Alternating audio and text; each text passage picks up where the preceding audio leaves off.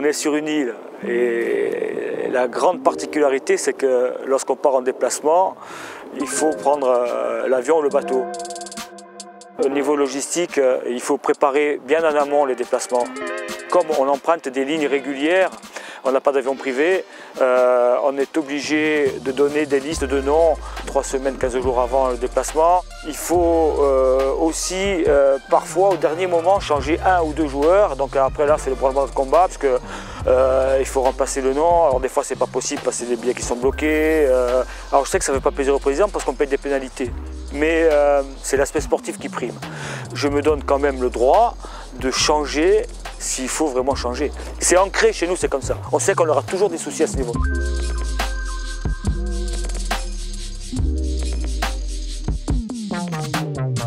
Les autres équipes se déplacent aussi et viennent en Corse, mais la particularité c'est qu'elles viennent qu'une fois et nous on a 17 déplacements dans la saison. C'est une approche beaucoup plus contraignante parce que c'est un déplacement de 3 jours. C'est partir le jeudi, rentrer le samedi.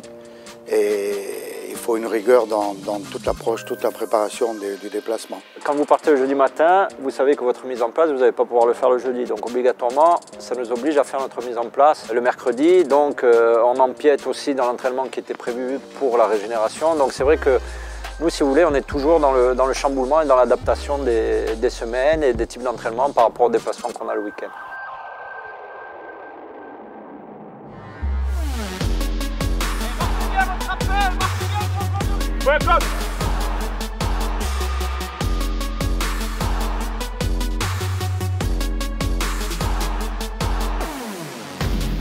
C'est un impact assez fort, mais c'est un impact qu'on retrouve surtout en fin de saison. Ce sont des déplacements qui usent physiquement, mais qui usent aussi mentalement. Par exemple, si on finit un match à 10 h, qu'on part à 11 h, que vous voyagez la nuit, par exemple, dans des cars couchettes, même si vous n'avez pas beaucoup dormi, vous avez quand même toute la journée le samedi pour récupérer. Nous, on a une problématique, c'est que, quoi qu'il en soit, on arrive le samedi chez nous à Bastia, et selon les horaires d'avion, on peut très bien arriver à 16 h ou à 18 h à Bastia. Donc ça veut dire que le samedi, qui est un jour de récupération, chez nous, n'est pas utile.